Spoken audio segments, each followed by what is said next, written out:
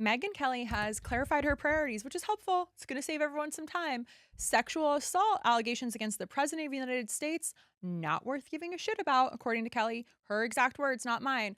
But trans kids potentially playing middle school sports with her 14-year-old daughter, federal emergency, requires immediate executive action, which seems proportional. Kelly went on a podcast back in March and said directly, and I'm going to quote directly here, I do not give a shit about Trump getting handsy with somebody 20 years ago. I want somebody who will keep boys out of my daughter's sports, which he has.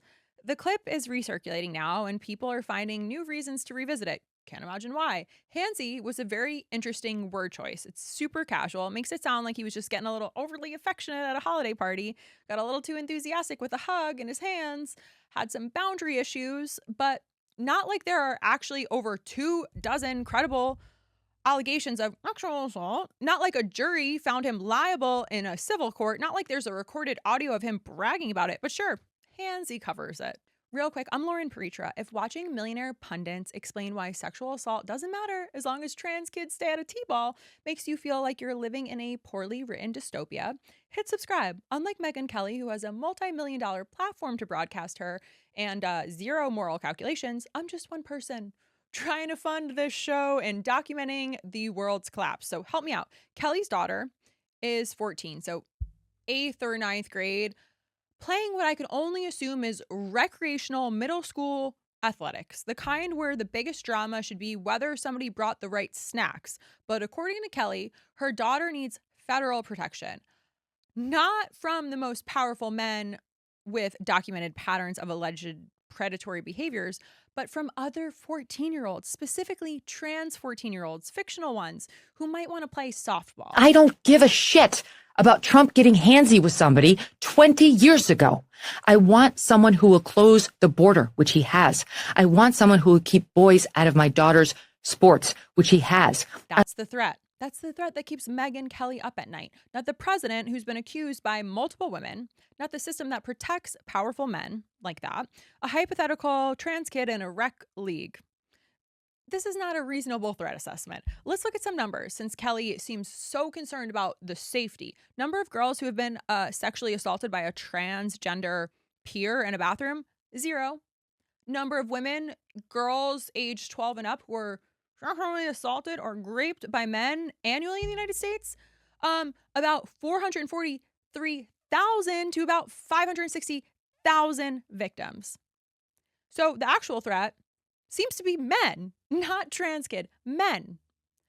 But Kelly's focused on middle school sports. Twitter had some observations when this clip started making the rounds again. One user wrote, if a grown man wants to go into your daughter's locker room and molest her and all of her friends, so what? As long as trans people can't play sports. Another asked, how many boys were in your daughter's sports? Has he also kept elephants out of your refrigerator? Someone also noted, handsy, you mean penisy, which is fair because let's be clear about what we're minimizing with the word handsy. We're not talking about awkward social interactions where you don't know where to put your hand during a hug. We're talking about E. Jean Carroll winning a civil case. We're talking about over 24 real human women with real human allegations. We're talking about Trump on tape saying he just grabs women by the... But sure, handsy. That'll do. Kelly also likes to talk about how white people are under attack in America. My own personal opinion is most of the allegations against him are much more complicated than the mainstream media would have you believe. And I don't think Donald Trump is a rapist or a sexual assaulter. I do think he's taken inappropriate liberties with women and gotten handsy with them in a way he's owned himself. Okay. Years ago when he was a celebrity, and it is what it is. That's the past. But it's just about so much more than that. We are talking about how many people dying at the southern border because of the invasion that we've suffered under Joe Biden. We're talking about Laken Riley, whose killer was let in under Biden. We put him on a taxpayer flight down to Georgia where he murdered her. That's part of her brand. White grievances, packaged all up as concern for fairness and mediocrity and protecting children from something. The threats are always a little vague, but super urgent. So let's review Kelly's threat hierarchy here. Trans kids in sports, crisis level, requires federal intervention, executive orders. White people facing unspecified attacks, constant vigilance required. Deeply, deeply concerning here. And then a president with multiple criminal assault allegations, not worth giving a shit about. Her words. The pattern is subtle. And by subtle, I mean not subtle at all. The threats Kelly cares about are always external, always the other, trans kids, immigrants, people of color asking for accountability. Those are the emergencies, but powerful white men with patterns of alleged predatory behavior, that's just little handsy background noise. That's the cost of doing business, boys being boys. When pressed about Trump's behavior, Kelly's response was, "It is what it is with Trump." It is what it is, huh? Decades of allegations. It is what it is. Civil court liability. It is what it is. Over 24 real women. It is what it is. But a trans girl wanting to play middle school sports, that absolutely cannot stand. This is not logical framework here. Now, Kelly knows what it's like when powerful men face minimal consequences. She was a part of a sexual harassment settlement at Fox News involving Roger allies. She experienced the system firsthand. She sued, she got paid, and she knows how it works. And now she's saying on podcasts, saying that Trump's allegations don't matter because he signed a piece of paper about kids' sports. The cognitive dissonance is impressive.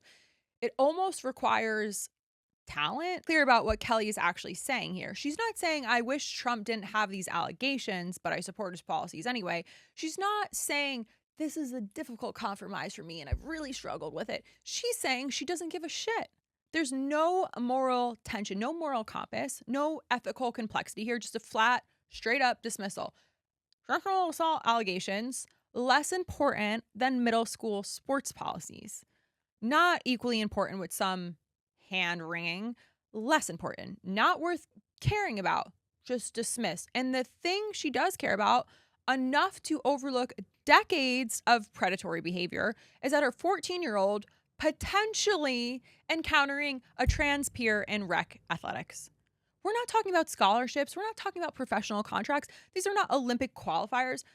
This is nothing with actual stakes. This is the kind of sports where the primary concern should be, do the kids have hydration and whether anyone's going to twist an ankle? But that hypothetical scenario is worth federal action, worth an executive order, worth ignoring a pattern of behavior that, God forbid, we take seriously, might raise questions about somebody's fitness for office. Makes sense if you don't think about it at all. Here's what Kelly is actually afraid of, and it's not trans kids. It's accountability for powerful men. Because if we start taking allegations seriously, if we say that character and conduct matter and that patterns of behavior mean something, then we'd have to apply that standard consistently. And consistently would mean looking at Trump and Roger and all the other powerful men who have faced allegations and walked away fine, while their accusers get dismissed as liars or opportunistic women who just couldn't take a joke. Kelly doesn't want that conversation. So instead, trans kids are the threat, not the president who bragged about assault on tape, not the man found liable in court, not the system that protects these men while punishing women who speak up. The real threat, and she dead ass says this, is a 14-year-old who might want to play softball. It's very convenient. And the language Kelly uses, getting handsy, it does so much work. It minimizes, it softens, it turns allegations of sexual assault into something that sounds a little awkward but harmless. Oops, got a little handsy at a party 20 years ago. Who among us? Except we're not talking about social awkwardness. We're talking about serious allegations that include forced kissing, groping, and grape. We're talking about E. Jean Carroll's testimony. We're talking about a decades-long pattern, but sure, a little handsy. Like we're discussing somebody who doesn't understand personal space bubbles. The women who have accused Trump probably care about this. E. Jean Carroll, who won her case, probably cares. People who think maybe a pattern of alleged predatory behavior should matter. The 443,000 and 560,000 women and girls who were sexually assaulted or raped by men every year in this country probably care, but Megyn Kelly doesn't give a shit. Her words, because her daughter's middle school sports experience is more important than justice for women who have been assaulted. More important than acknowledging that there is actual statistical threat to women and girls, and that isn't trans people. It's men. It's always been. That's the calculation. That's the trade-off. And she said it with zero hesitation, not an ounce of moral complexity. Just, I don't give a shit about sexual assault because the sports thing got handled. It's almost funny if it weren't so fucking bleak. And here's what Kelly won't say. The actual statistical threat to her daughter is not trans kids. It's never been trans kids. It's always been men. Powerful men who face no consequences, who've been credibly accused and watched it not matter at all. Men who've learned that allegations are just noise and that you can just wait them out and that your career survives intact. The threat is normalizing the behavior Kelly is dismissing as getting a little handsy 20 years ago. The threat is the culture that tells boys and men every single time that if you're powerful enough, rich enough, and connected enough, you can do whatever you want. Someone like Megyn Kelly will go on a podcast and say she doesn't give a shit because you've signed the right paperwork. That's the threat. Not a 14-year-old trying to play sports. Not the zero cases of girls being assaulted by trans people, by their peers in the bathroom. The threat is the 500,000 women and girls assaulted by men every single year. But addressing that would require Kelly to acknowledge some of the uncomfortable things, that the system protecting Trump is the same one that protected Roger. That her willingness to overlook Trump's behavior sends a clear message about whose safety matters. It's not women's, it's not girls. It would require admitting that her outrage is selective, that she only cares about threats when they're politically useful and ignores them when they're not. So instead, we get a woman who sued over sexual harassment telling us she doesn't give a shit about sexual assault allegations because the president handled the sports thing. The irony is insane, but Kelly delivers it with a straight face. Like, perfectly reasonable. And people are parroting back these talking points. There's no contradiction. Like, caring about trans kids in sports while dismissing decades of misconduct allegations is just common sense. And maybe that's the worst part, but like, it's not the worst part that she said it back in March, but that people keep finding it and keep sharing it because it so perfectly captures that selective moral panic that passes for political discourse now. Like, you can trade off sexual assault allegations for sports policy in middle school. Like, of course, getting handsy matters less than keeping trans kids out of middle school athletics. Like, of course, zero incidents of trans bathroom assaults matter more than 500,000 assaults by men. Like, this is just how it works now. But hey, at least Kelly's daughter won't have to worry about losing at softball to the wrong kind of 14-year-old girl. Meanwhile, over 500,000 women and girls will be assaulted by men this year. But sure, let's keep focusing on the trans kids.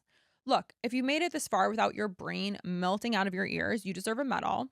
Now make sure you've subscribed, turn on notifications. I'm Lauren Pretra. Share this with somebody who still thinks that bathroom bills are about safety and not just bigotry. I'm also out here solo with a laptop and my dog. Megyn Kelly has millions to broadcast to.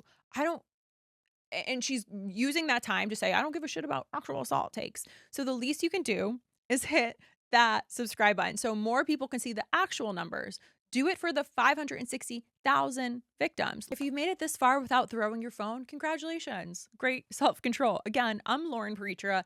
Now, please make sure you subscribed. Hit that notifications bell. Share this with somebody who needs to not have their brain be broken today, because we cannot let Megyn Kelly, a woman who literally sued over sexual harassment, convince people that getting a little handsy is not a big deal as long as trans kids stay out of sports. I'm out here doing this solo, zero budget, while she's got millions to broadcast her moral gymnastics routine to. Level the playing field, please. Subscribe, and we'll be back with more.